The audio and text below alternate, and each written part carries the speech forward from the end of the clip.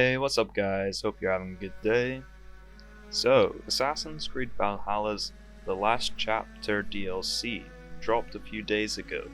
So I thought I would do a quick breakdown of what occurred in the DLC. But before we begin, there are spoilers for this add-on and Assassin's Creed Valhalla's main story, so continue at your own discretion.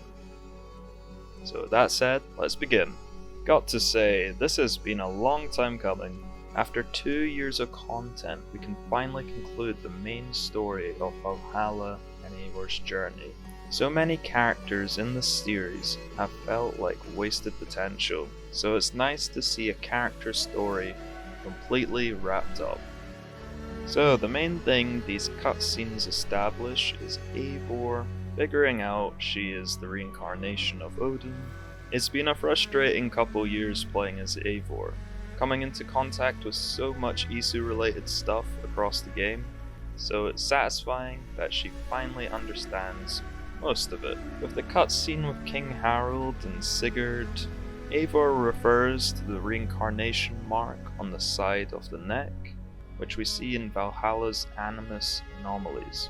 If you want to check out which Isu King Harald was, then click on this video. The link is in the description, where I go into detail on all the 9 Isu who were reincarnated in that cutscene. So, along with mentioning to Volka that she has a second Hugr that lives within her, and the final dialogue between Eivor and Odin shows Eivor becoming quite aware and eager to learn more about the Isu. I was hoping there would be more of a reason she had to go to Vinland to discover more about her Isu roots, like a temple there or something, but it seems that Eivor and Odin just needed to be left alone. Overall, I'm happy with how Eivor's ending turned out. I was dreading having to play another 10 hours or 100 hours of mind-numbing Viking combat just to see how Eivor's journey would end. So yeah, it was nice that Eivor felt quite fulfilled with all the Viking raids and all the adventures she had gone on through the course of Valhalla. And yeah, it felt quite fitting that finally reached a place that she was ready to settle down, just try and figure out what this Odin stuff was about, and essentially just symbolizes that she's done a lot of adventuring throughout the course of the game, but she still hadn't figured herself out, so it was time to go for a journey within. Now, the Last Chapter DLC also has tie-ins to AC Mirage's story. The first drop of information came at the start of the quest, where Basim mentions him and Loki came to a mutual understanding, which was not originally what I thought would happen. I personally thought Loki had corrupted Basim and had taken over, and I thought Loki was in control. So that confused me a bit, but I guess we'll see how it plays out in Mirage.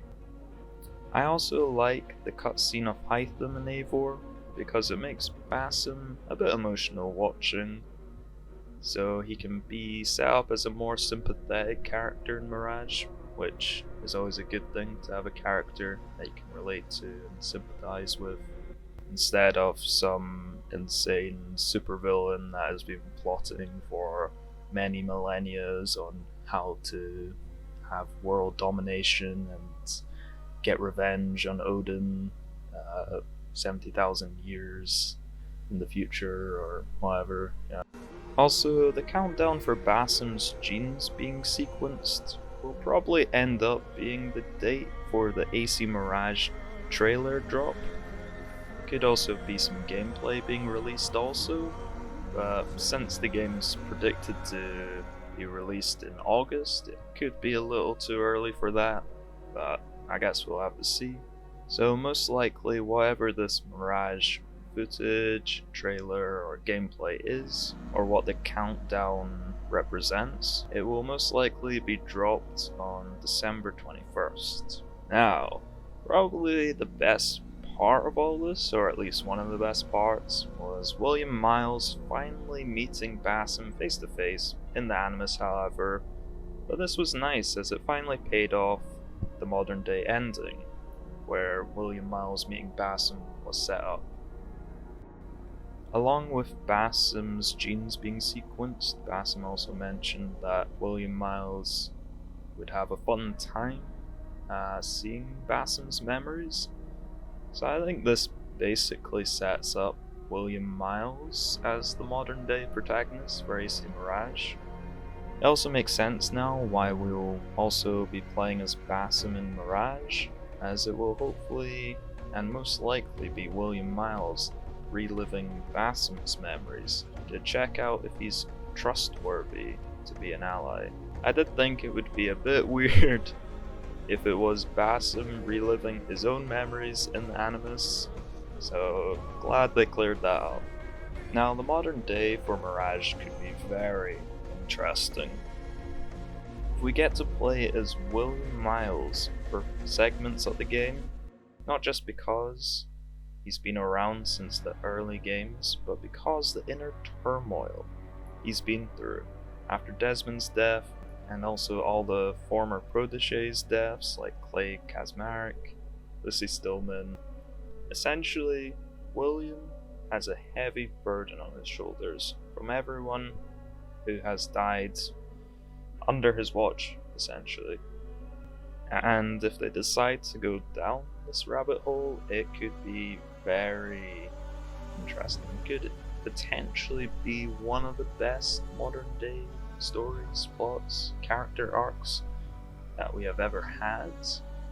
I know that's quite a lot to claim, but there's a lot of stuff they could go through. Like, William had to step down as the master of the assassins due to grief over Desmond's death. So yeah, basically he's a guy that's hurting and probably is still hurting even a decade or so after his son's death. It would actually end up being really good if they decide to delve into all that. That's the breakdown of the last chapter. Thanks for watching, leave a like if you enjoyed, and subscribe to stick around for more videos like this, and I'll see y'all later.